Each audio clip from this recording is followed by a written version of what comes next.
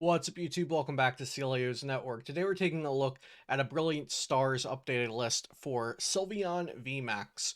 So Sylveon VMAX was typically a Rapid Strike Pokemon toolbox style deck, and I'm definitely going a different direction here, and it's what I've seen from most Japanese lists and also players from North America, kind of drafting lists just like I'm doing. So we'll be taking a look at my early draft for a Sylveon Arceus style deck, and I'll be excited to see what you all think about it in the comments down below. But before we get into it, shout out to PotownStore.com and CardTrooperGames.com.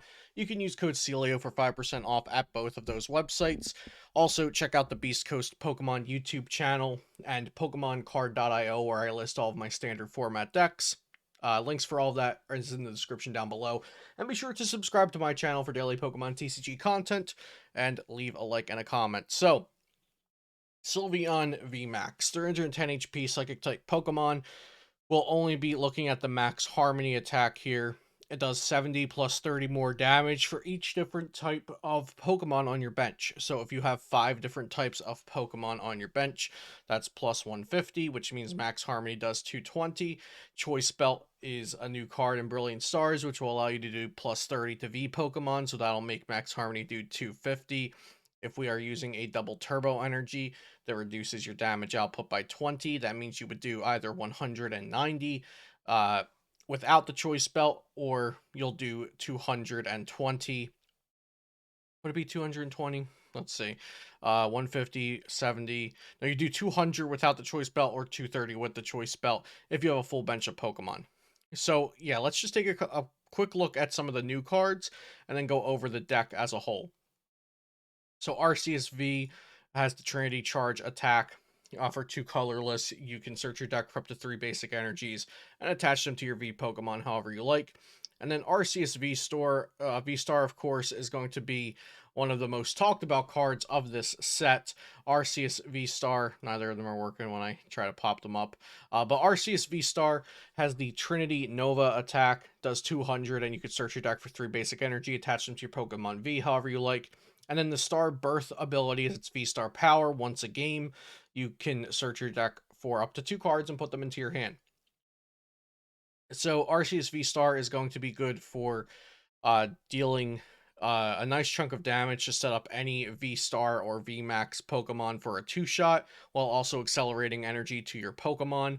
And then Starbirth can just get any cards you need. And Arceus also satisfies a type on the bench for Sylveon. So you can have your colorless type, your psychic type, fighting, dark, and then one of the last 3, either metal, grass, or water, for a full bench of 5 different types for Sylveon.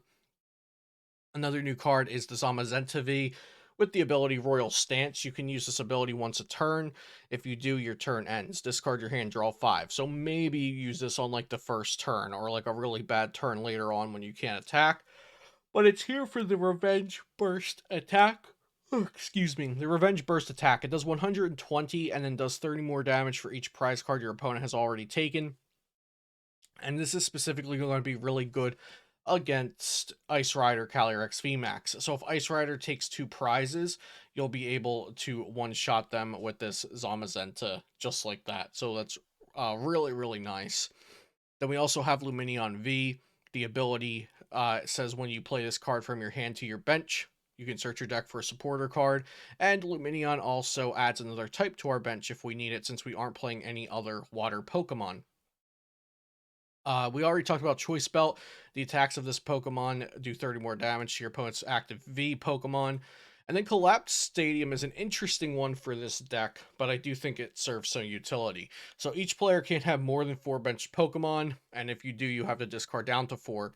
So this would, in theory, be bad for a deck that, we want to have a full bench of different types of Pokemon for Sylveon VMAX. But how often is the difference between 220 damage and 190 damage really important? Against VMAX decks, it's typically not going to be important, and against decks you're hitting for weakness, it's also not going to be important. The only times that's going to be important is if like you need to knock out like a Suicune or Raikou Zacian something with like 200 to 220 HP, then that fifth Pokemon may matter. But what Collapse Stadium can do is not only reduce your opponent's board down to 4 bench Pokemon, but let's say your Sylveon VMAX gets hit, you can switch it to the bench, play Collapse Stadium, discard it from play, and that's a VMAX with all that damage on it that now your opponent doesn't get to knock out, which is something nice for Collapse Stadium to do.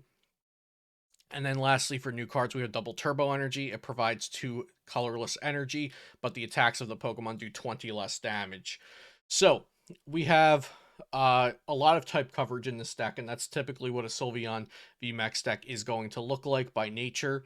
Typically, when I'm building new decks and drafting lists for kind of new ideas or updates on new decks, I try to keep it as consistent as possible and focused on like one strategy. Let's make this work and then expand. But with a toolbox deck, you're really not even testing the deck if you don't just go all out and try to find its potential. So that's where I kind of break that rule of mine.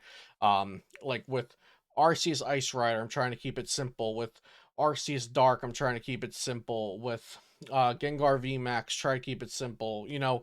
But with this kind of toolbox deck, the whole point is to have multiple answers to multiple different matchups.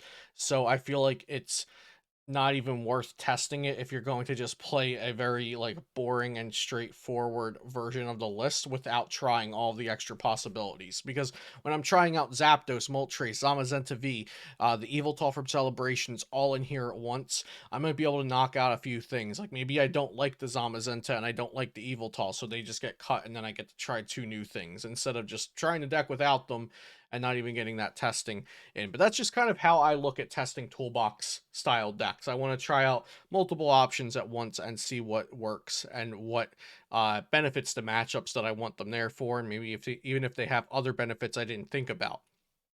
But we are going to be able to cover multiple weaknesses. Sylveon VMAX hits the Urshifus for weakness. Galarian Zapdos V hits Arceus for weakness, and it also hits Jolteon for weakness. But of course, Jolteon's not always going to have enough V Pokemon in play. It also hits Gengar VMAX for weakness. If Gengar VMAX is able to play around having the amount of Pokemon that we would need to just attack with 1 fighting energy, maybe we consider adding an Echoing Horn into the deck or into any deck with Galarian Zapdos V in it, really.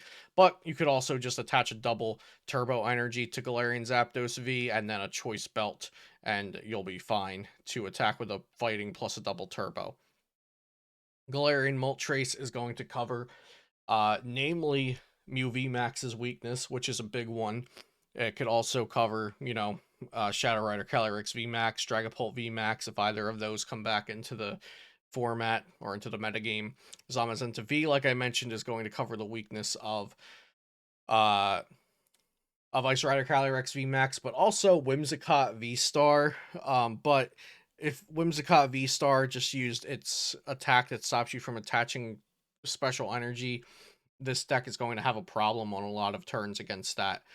Because you'll have to get like your single energy switch play off, which if you haven't used Starbirth yet, it's very possible, or like your Raihan play or something like that to make a Pokemon in 1 turn against a Whimsicott that just locked your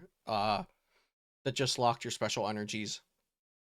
And then Eldegoss and Lumineon, they're great utility Pokemon, and they also supply a type on the bench for Sylveon's damage output. And then Eviltal, there are, you know, there's a lot of Pokemon that just have this double colorless energy cost that can just be slotted into double turbo decks.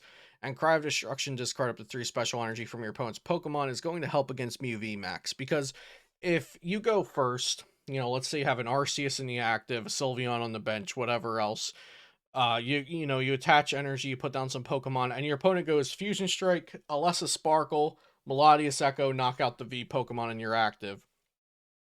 Even if you can chain 2 Galarian Moltres V back to back, your opponent still wins the game before you because the Fusion Strike deck is pretty stupid. And if you knock out that Meloetta, they knock out your Moltres. Then you knock out the Mew VMAX, and then they knock out your Moltres. They can get all those energies onto the board with that first Alessa Sparkle, and then also with double Turbo Energy as one of their attachments. They can do it.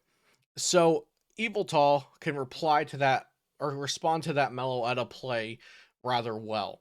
You don't get a knockout, but you do remove 3 energy, and then your opponent has to knock out something that turn, or if they miss that next turn attack, then It's kind of like time just paused for the price of attaching a double to Eviltal, and then you could just retreat and get back into your game plan using whatever Pokemon you want to from there. So I do think this Crowd Destruction Eviltal will be something that more players have their eye on as they test more with Brilliant Stars. It's already in a lot of Japanese lists, and I kind of bring it up to my testing group whenever we are building an Arceus deck, just because there's already double turbo energy in it for there.